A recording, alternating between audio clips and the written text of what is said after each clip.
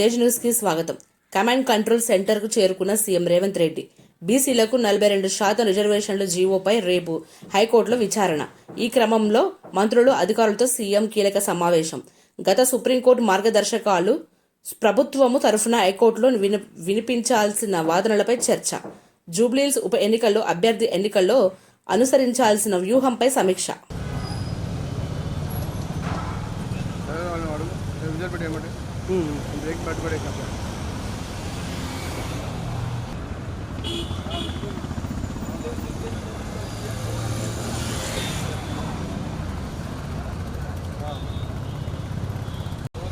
CM పడుతున్నా చూడు.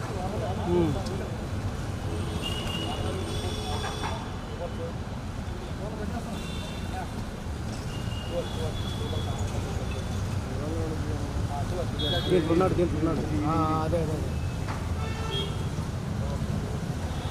అట్లా పెట్టి అట్లా కంటిన్యూ పోతూనే ఉంటాయి అంతే.